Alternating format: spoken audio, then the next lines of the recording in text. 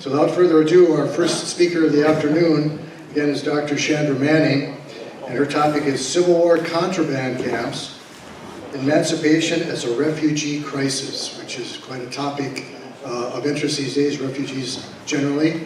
And please welcome again Dr. Chandra Manning.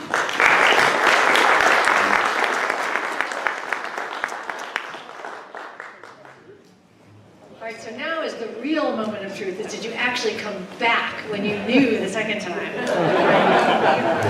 I'm quite gratified to see that it's not an empty hall here. But anyway, thank you. And I get a second chance to try and do this thing better. So, I actually want to start by asking you to use your imagination.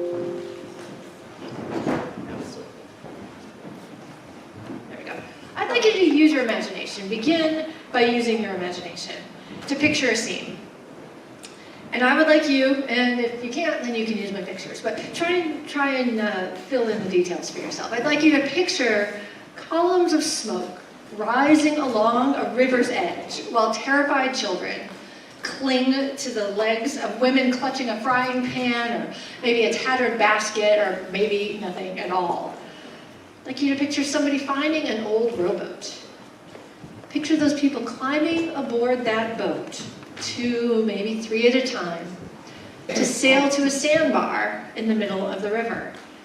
And then picture them there, gathering driftwood, stacking it into improvised lean-tos, and huddling under those makeshift shelters until a besieged city on the other side of the river finally falls.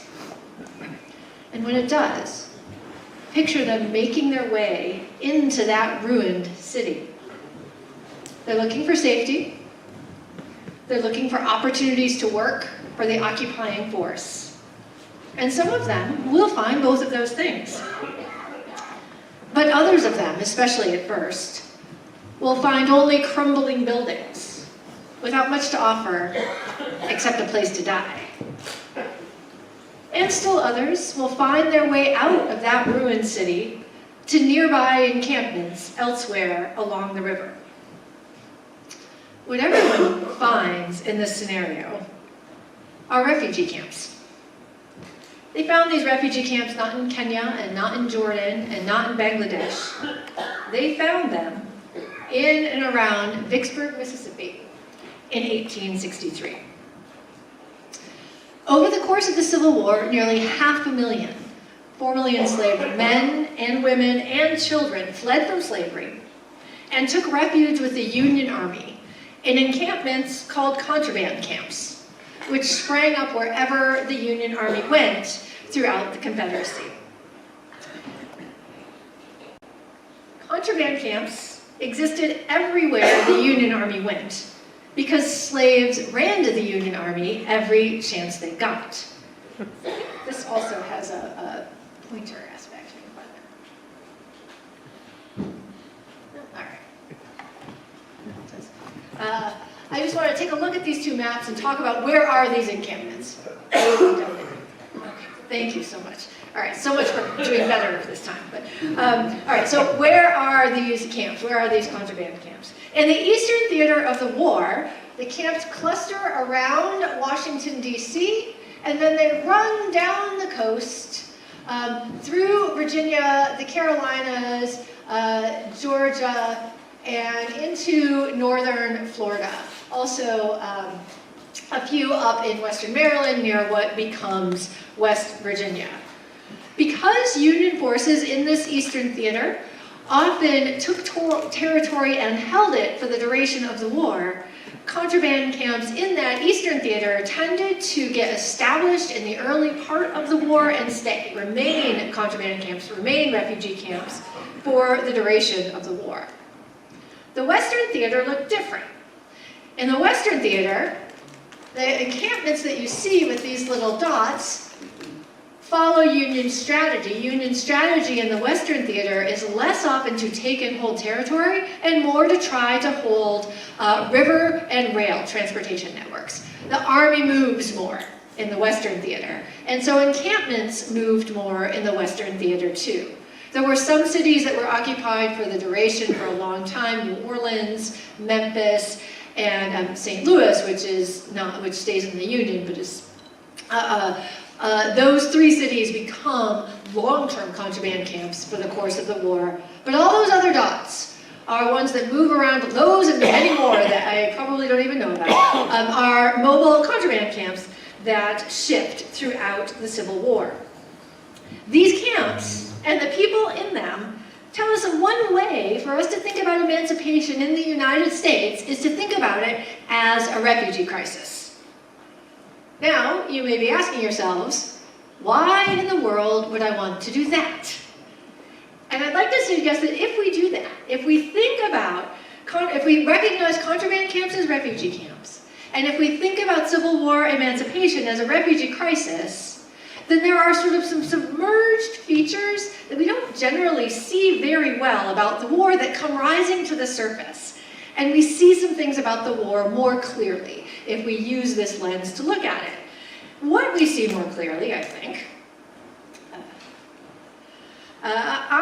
that when we think about the Civil War as a refugee crisis, or emancipation as a refugee crisis, we begin to understand a lot more about what the experience of exiting slavery was actually like. We get a better understanding of exactly how it was that enslaved people helped to destroy slavery and win the Civil War. And we get a better picture and understanding, a new understanding, of how enslaved people running to the Union Army helped to reinvent the meaning of citizenship in the United States. So that is what I would like to do this afternoon.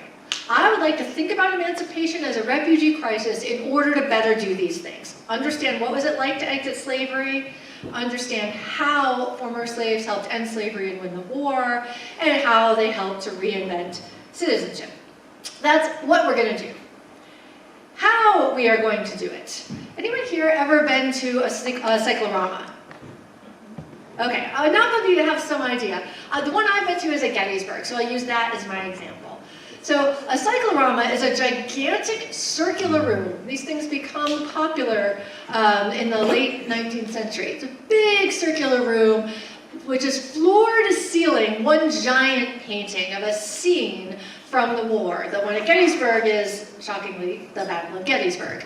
It's huge. It is 377 feet if you laid it out end to end, and it is 42 feet high. So 3 football fields plus their end zones wrapped in a big circle, as high as the Green Monster Wall plus a 6-foot man standing on top of it. That's how big this thing is. Going into a cyclorama is a little bit like a total immersion experience. You walk in and you are literally surrounded on all sides, and if there's music, it's really kind of a sensory overload experience, and it's enormously disorienting at first because the painting is so minute. If you walk up to the wall to really look closely at this painting, you see individual spokes on wheels, you see individual whiskers and a mustache, you see leaves on the trees. For 377 feet, that is a lot of detail. It is overwhelming. But if you hang in there in the cyclorama, if you put up with the sense of disorientation and overwhelm, you actually learn quite a lot. You can learn a lot by moving in and looking very closely at a small portion of the wall and taking in all those details. Taking in the facial expressions, the nails and the horse's hooves, really soaking in the minutia from one particular section. That's how the first part of my talk is going to function. Like, we're walking up to the walls of the cyclorama and we're going to look in at those individual details from camps to get a sense of the grit and the grain of the places. Now, once we've done that, you can look very closely at the walls. Then if you move to the center of the cyclorama room and you begin to take in the whole thing, there is a whole, there is a meaning that transcends the sum of each individual part. We'll do that in the second half of the talk. We'll sort of zoom out a little bit from the individual experiences to talk about what did these add up to, what was their impact on the war. So that is the plan. We are going to begin on May 23rd of 1861. May 23rd of 1861, Fort Monroe had been a U.S. Army installation since about the War of 1812. Virginia seceded from the Union, but the U.S. Army never left Fort Monroe. So Fort Monroe remained a Union installation in Confederate territory. On the 23rd of May in 1861, mere weeks after the shooting had started in the Civil War, 3 enslaved men, one named Frank Baker, one named Shepard Mallory, and one named James Townsend, who were owned by a colonel in the Confederate Army, learned that their owner was going to send them further south to work on Confederate fortifications. That would separate them from their families. They weren't having it. And so these 3 men ran to the Union Army installation at Fort Monroe, Virginia, which was commanded by the entirely unattractive gentleman behind me, Benjamin Butler.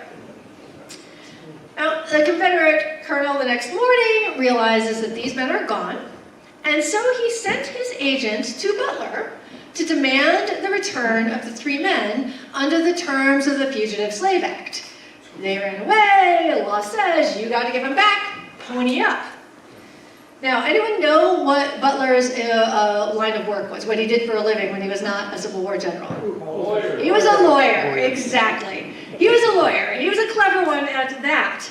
So, Benjamin Butler reasons that, well, 1, you have said that you are out of the Union. You are in rebellion against the very government that you are asking to uphold the Fugitive Slave Act for you, and it doesn't work that way. You can't rebel against the government and then expect it to enforce the laws you like, so no. And second of all, the international rules of war say that any time an enemy is using any sort of property against me, I can confiscate that property legitimately as contraband of war. You have been nothing if not insistent that slaves are your property, subject to your authority and nobody else's. So in that case, I confiscate them, and they are contraband of war, and no, you can't have them back. Well, that name, contraband, stuck. It's a 1860s slang, I guess. Why do certain phrases stick and others don't? Don't know, that was one. It stuck. And so throughout the duration of the war, the term contrabands was used to describe people who ran from slavery to the Union Army and took refuge with the Union Army during the Civil War. So, where this word gets out that this happened at Fort Monroe, within weeks, 800 more former slaves have made their way to Butler and Fort Monroe, and there is this ad hoc refugee camp there at Fort Monroe. And that same thing happens everywhere the Union Army goes throughout the war. How much had the Union Army planned for this eventuality, would you guess? Right, no, I mean, several of you here are veterans. How much of your planning is, you know what, we might turn into a refugee camp. How should we get ready for the humanitarian crisis that might be an influx of refugees? None, that isn't what you do. You're the armed forces, your job is to fight the war. So, no planning went into no advanced planning at all went into contraband camps. Refugees from slavery typically arrived hungry. They typically arrived lacking adequate clothing, often in poor health, to places that had made little, if any, preparation for their arrival. And more than that, to army installations. And armies are not humanitarian organizations. That's not why they exist. They are not the Red Cross. So here, however, people come. Well, soldiers' rations could stave off starvation. There were at least enough calories in hardtack to keep people alive, but those are pretty monotonous rations, particularly among people in compromised health to begin with. Cast-off uniform pieces could be used to clothe the men who came. That doesn't work so well for women and children, and there's no reason for the army to keep a stack of dresses on hand. So clothing shortage was a huge problem until actually black churches from the north and then eventually aid societies formed to fill that need, but there's a gap before those things arrive and people arrive. And actually most of the people in camps, most of the contrabands in camps were women and children, especially after black soldier enlistment begins, because that's where the men go. They go to the camps, they join the army, who is left? Women and children. Housing and fuel shortages were perpetual. Housing and fuel shortages were perpetual. That's the housing. Sometimes so many refugees arrived at once that they had to resort to railroad cars or shipping crates, or even in the picture on your left, where it says Price, Birch and Company, even in old slave dealership warehouses for plain old shelter when they first arrived. Water was a huge problem. Fresh water, the availability of it, was a problem almost everywhere, either because a camp had formed so hastily that nobody had really thought about locating a water source first, or even if they had, conditions soon became so overcrowded that the water became contaminated. So water, fresh, clean water, it's a huge problem in camps. Now you might remember a bunch of those camps were along the Mississippi River. Too much water could be the problem in those camps, especially when the Mississippi River flooded, as it did, on a nearly annual basis. So sickness and mortality rates in these places were horrific. Eventually, most camps gained hospitals and medical staffs, and in many places things got better. But remember that at all times there is a war going on, and that means that food, medicine, supplies, and time, when the supplies of any of those things run short, they go to the army first, and they go to soldiers first, and they go to contrabands in these camps second. So these camps were, like refugee camps everywhere, sites of genuine humanitarian crisis. And at the same time, they were also a pathway out of slavery. They were gathering places for people who shared the experience of slavery and who shared the determination to end it. And so many camps formed a firm sense of community. In some camps, slaves established local governments, they elected their own town officers, they began to build social lives. Freedmen's Village is one of the camps. They were not all like this. This is the exception, believe me, but this is still pretty cool. So Freedmen's Village is a camp that develops in the second half of the war with laid out streets, and they build their cabins. They elect their own officers. They elect a police force. They establish a school, which you can see in the photograph is the Freedmen's School from Freedom Village up there. Corinth, Mississippi had a camp for a long time where the people in the camp actually established like a tidy cabins competition, who could keep things the tidiest. So these are sort of insta-villages. These are places where people really are forging a new sense of community. And I don't want to diminish that. That is an important thing that they built and that they really cultivated, and I don't want to diminish that. But that opportunity, that new sense of community, always coexisted with suffering, sometimes unimaginable suffering. And I think that coexistence sometimes it's hard to get our mind around that. Horrific suffering and new opportunity at the same time is as disorienting as that cyclorama is. But camps are both humanitarian crisis and a pathway out of slavery. So the way I want to give you a sense of life in them is to tell, I'm going to tell a couple of little stories that happen in camps to illustrate particular points. None of them are a stand-in for everybody, but all of them, I think, shed a little bit of light on the close-in details of life in a contraband camp. And the first one is now these pictures, by the way, are not necessarily the people I'm talking about. I don't have pictures of people I'm talking about, but I want things for you to look at. First story I'm going to tell you is connected to that basket of eggs. This is a story that struck me early in my research for my book about contraband camps, and it took a hold of me, and it grabbed me, and it would not let me go. And it is a story about a woman in North Carolina who put a basket of eggs and her 2 children into a canoe. And she walked that canoe, she held the side of that canoe and walked it 12 miles through the water along coastal North Carolina to get herself to freedom. She delivered that basket of eggs to General Ambrose Burnside, Union general who was in charge of an installation there, and she got herself and her children to freedom. I couldn't get that basket of eggs out of my mind. Eggs are so fragile. Why would that be what you took? Why would you put eggs in this canoe? If you put them anywhere near my children, they would be broken in about 37 seconds. So she puts these eggs and her children in this canoe, and she takes this enormous risk with absolutely no way of knowing if it will succeed. Those eggs could be smashed so easily. She could be caught. She could be re-enslaved. She could drown. She could make it to the camp and then die of disease. She could lose those 2 children in any number of ways. She made me understand, in a way that I had not before, that emancipation was a step into the unknown and that the chances of failure were very high.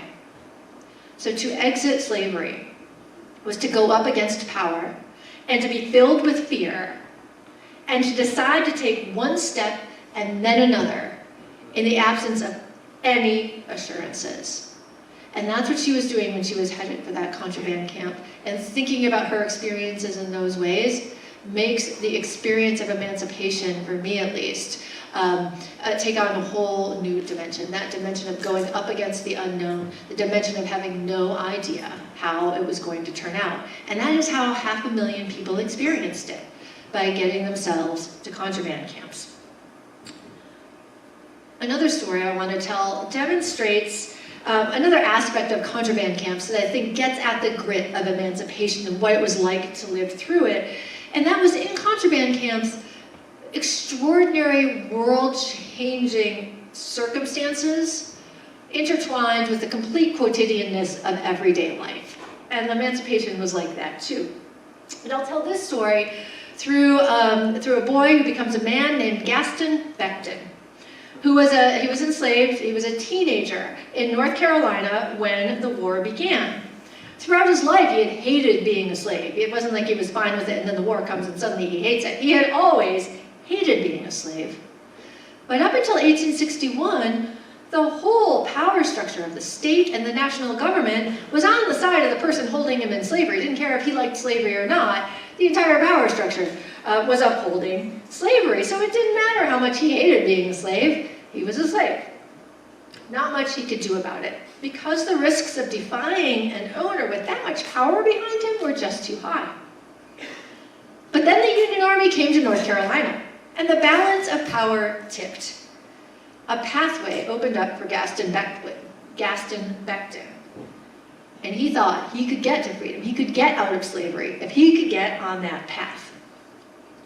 So one morning he had been ordered by the slave mistress who owned him to go pick peas. Don't know why peas was the straw that broke his back, but it was. That day he was not going to pick those peas. So she picked up the whip to make him pick the peas. He grabbed it out of her hand. He twirled her around. He slashed her across the back with it, dropped the whip, and ran. And he made his way to a group of Union soldiers. And those Union soldiers at the time, to feed themselves, they all had to get together in groups of 5 or 6 called a mess, and then find a way to feed themselves. He finds a mess of soldiers who need a cook. Gaston Becton became the cook to these Union soldiers, and that was his pathway out of slavery, and it worked for a while, and then the rules changed. No more messes, everybody's going to eat together. So Becton is now out of a job. Back to that, this could go wrong in any number of ways. Like, what's he going to do now? Well, by that time, the Union Army was enlisting black soldiers. And so then there was recruiting officers. The recruiting officer asked him, "Are you 18?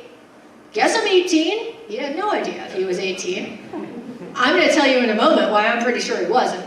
But he said he was 18. And so he enlisted in the Union Army. Fitted him out for his uniform, measured him at 5 foot 2 inches.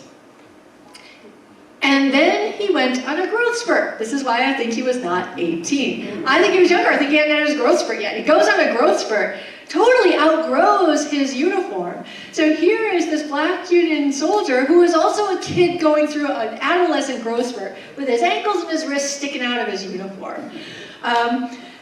That's emancipation for Gaston Becton. Incidentally, that gave him trouble later in life. He had trouble getting a pension because he went to show up for his pension and his enlistment says he's 5'2". This guy is not 5'2". It worked out, but that's how I know his story. So for him, what was emancipation like? It was like going through your growth spurt and fighting against slavery at the very same time. Two more individual stories juxtaposed right next to each other, I think, help to make the point that contraband camps are places full of both unspeakable suffering and previously unimagined joy, often at the same time. Although I'm going to tell it through two different stories. The first story is about a woman enslaved in South Carolina.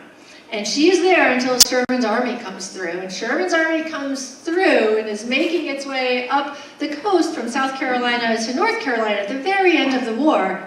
She jumps on. She marches with Sherman's army on foot by herself, marches with that hardened veteran core of an army all the way through South Carolina, makes it to North Carolina. Looks like this woman has made it out of slavery and to freedom.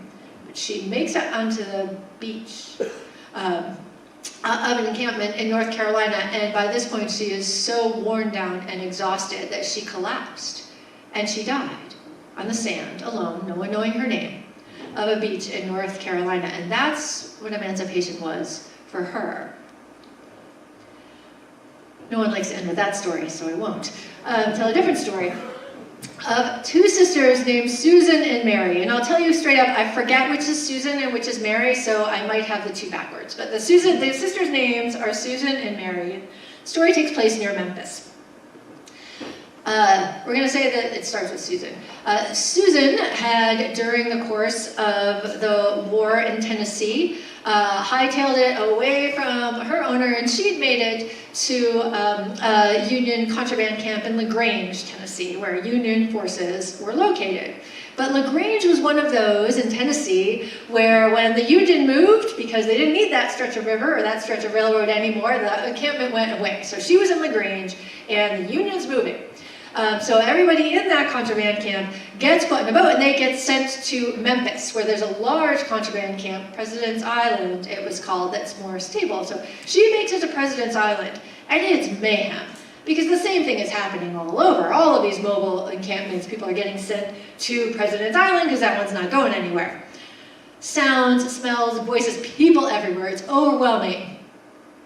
Many years ago, Susan had lost her sister. And the way she had lost her sister was that they had been owned on the same plantation. And at first, Susan's sister's sons, her sister Mary's sons, so Susan's nephews, were sold away as young children. And Mary would not stop grieving the loss of them. And because of the depth and intensity of her grieving, to her owner she was losing value. She wasn't as good a worker anymore, so he sold her too. And that left just Susan, and she hadn't seen either of them, any of them, in years.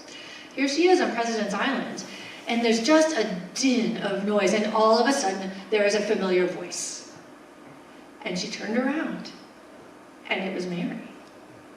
And the two of them at first couldn't say a word. They just couldn't, they were speechless, they couldn't talk. And then they go flying towards each other, and they run towards each other, and it is them, it is real, they are reunited. And there's more. Guess who else is at President's Island? The two boys, it's exactly right.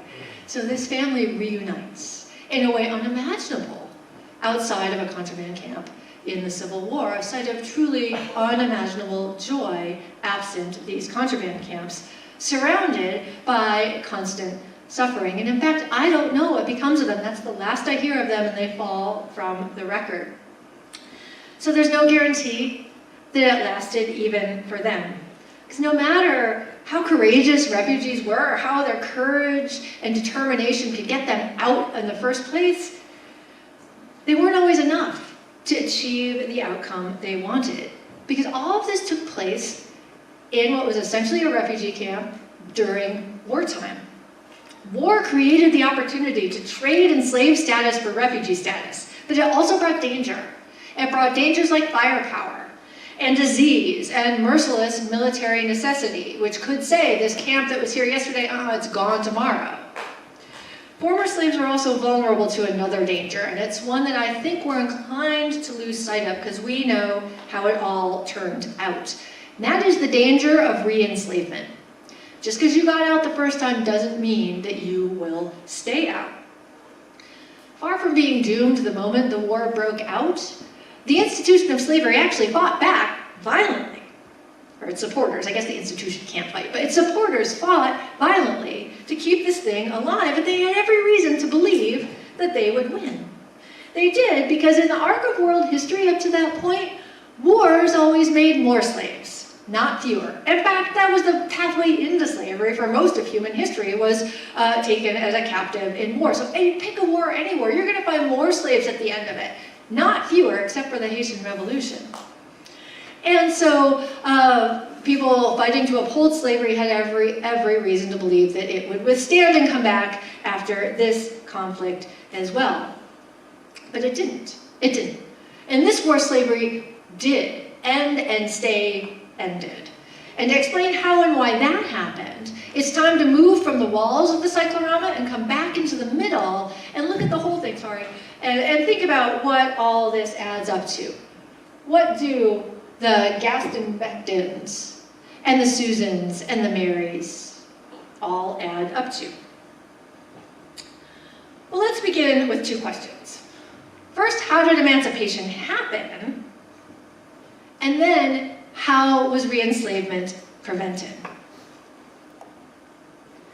And without a doubt, the first steps towards freedom, the first steps towards ending slavery were taken by the individual men and women and children who drew on their own courage and their own determination and their own resilience to bolt for Union lines. That's where it all begins, but that isn't necessarily enough to bring the whole process to fruition. Courageous, determined, resilient people had hated slavery for centuries, and yet it had survived. It had survived because power was on the side of the people holding them as slaves. Slavery was backed by the power of state and national government. But then came the war. And all of a sudden, just as Confederates had feared, the power of the national state was arrayed against slaveholders and not on their side. And in that shift, enslaved people sensed a breach, a little crack, something they might be able to slip into and break open to get themselves out of slavery and to bring the whole institution down.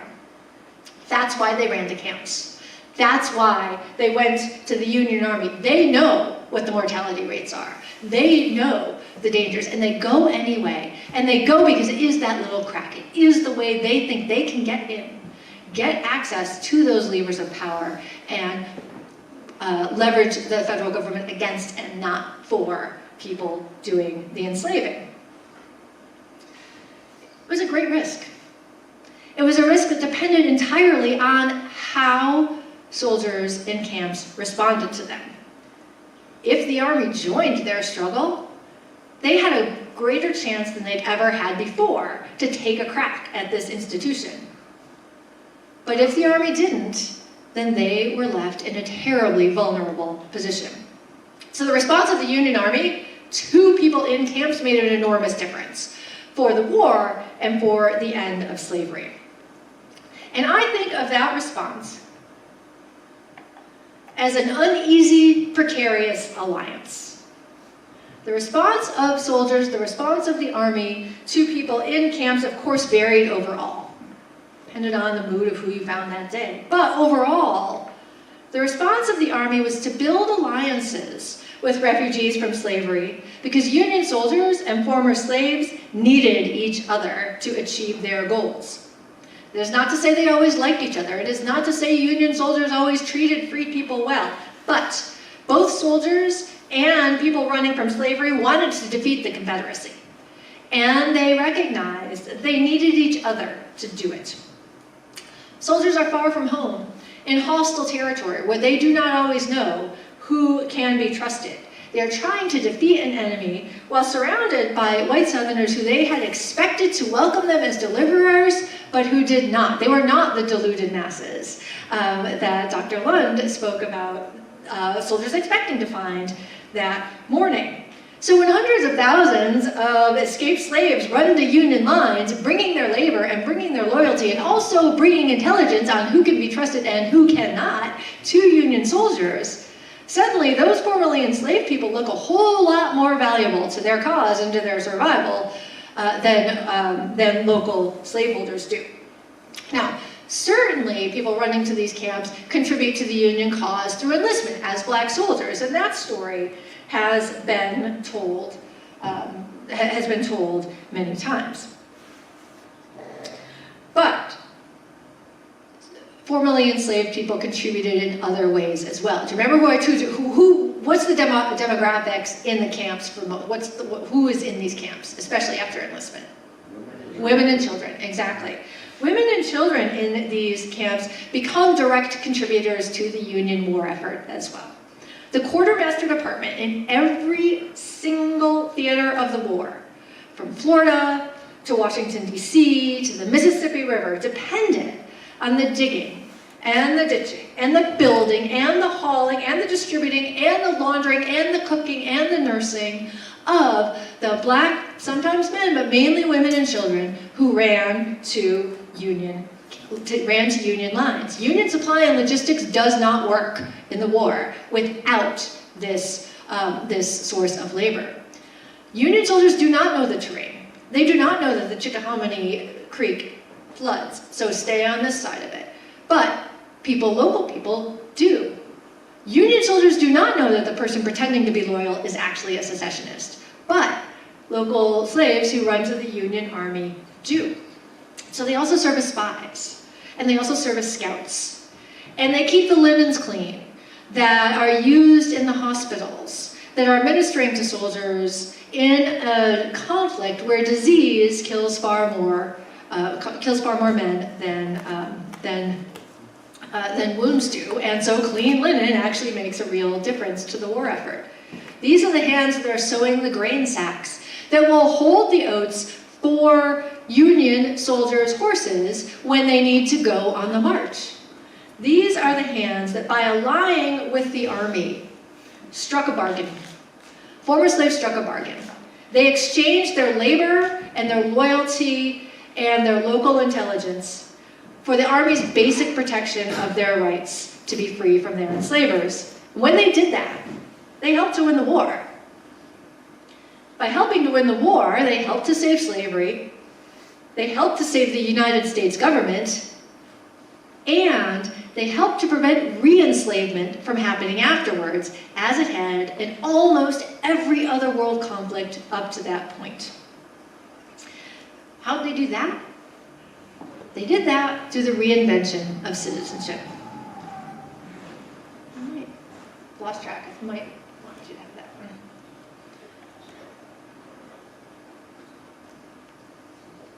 Why does citizenship matter to the prevention of re-enslavement?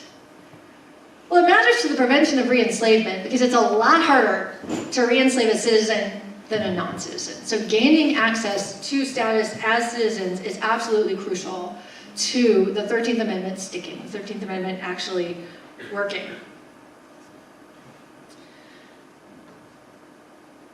Former slaves offered their labor and their loyalty to the Union Army. In exchange, the Army and the government, the Army fought to protect extended protection to basic rights of formerly enslaved people. That had not happened before. After the war, men, women, and children who had fought and worked for the Union gathered in what were called colored conventions throughout the South. And in those conventions, they called on the US government to enshrine those protections in law. We who helped save this Union have earned protection from the government of this Union, making a claim of a government whose Supreme Court in 1857 had just said, black people cannot be citizens and have no rights that a white man is bound to respect. In these conventions after the war, formerly enslaved people are insisting the opposite, and they can insist it. They can insist on it because they can point to direct contributions they have made to the war effort up and down the coast, up and down the Mississippi Valley. First, the Civil Rights Act of 1866, and then the 14th Amendment of 1868 enshrined black citizenship first in federal law and then in the United States Constitution. Citizenship as defined in 1868 looked different than citizenship before the Civil War had, and these differences affect you and me today, not just formerly enslaved people. Now, frankly, before the war, nobody really knew what citizenship meant. Not even, and I kid you not, the Attorney General of the United States, Bates, who in 1862 was asked what citizenship meant, and he admitted, you know, I'm not sure, but it'd be handy to have a good definition right now.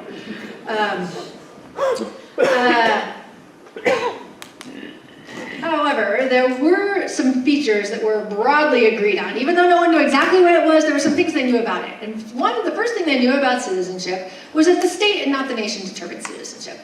It was the state that you lived in that determined if you were a citizen. It was not the national government. That was true. That was a truism, an axiom held across the board before the war. After the war, it's the federal government that determines citizenship. The United States, it's the US government that makes you and me and all of us citizens. It's not Minnesota that decides you're a citizen, it is the US government. It's the 14th Amendment that changed that. What's that have to do with freed people during the war? Well, freed people during the war are directly helping to save the Union government, to save the US government. That is the state, that is the community they are directly contributing to. That is the community that is in danger during the Civil War, and so when citizenship is redefined after the Civil War, it gets redefined in national and not state terms because of the threat the Union, not the states, have just come through. So that's one way in which they managed to not risk re-enslavement and also bring about a change that affects you and me today. Secondly, before the war, citizenship, it vaguely meant kind of a membership within a political community, but it didn't really have anything to do with rights protection. People had rights and they were protected, but not because they were citizens. Rights protection came from other things. The partnership between soldiers and refugees from slavery in contraband camps is what linked citizenship, the ability to call on the government, membership within that national community with direct protection of rights, because that's what people in camps need. In exchange for the laundry I did or telling you that guy is about to shoot you, what I need is your direct protection of my basic right to survive right now. So the connection between citizenship, that you enjoy rights from your citizenship, that is the source of certain rights that you enjoy. That's a Civil War era evolution, and it's directly connected to the exchange of labor and loyalty for rights protection in camps. That affects you, and that affects me today. And then the obvious one way in which citizenship changed is before the war, citizenship in all but a handful of states was restricted to people who were white. With the 14th Amendment, it is expressly extended to former slaves as well, to black people now as well. That change, all three of those changes didn't just happen accidentally by 1868. They happened because of what went on between people in contraband camps, the Union Army, and the United States government that the Union Army was fighting to protect. The United States government had to recognize that it had a greater obligation to protect the rights of someone who aided it than the property of somebody fighting to overturn it. That recognition happened over and over again in Civil War contraband camps. That changed what citizenship meant for everybody. So to reemphasize, former slaves in contraband camps teamed up with Union soldiers to end slavery and to redefine citizenship. I'm almost done, but not quite. I have one more paragraph. And the reason why I have one more paragraph is because the redefinition didn't just stop in 1868. And why not? Because defining citizenship, making citizenship meaningful, is not a one and done kind of task. Events after the ratification of the 14th Amendment, subsequent events, evolving forces would continue to reshape what citizenship meant, sometimes expanding it, and sometimes restricting and narrowing it. So we need to understand wartime citizenship as crafted in contraband camps as incomplete, for the obvious reason that it contained shortcomings, but we should also think about it as incomplete in the sense that it represented just one stage in an unfinished and ongoing project of making U.S. citizenship meaningful, of defining what citizenship is.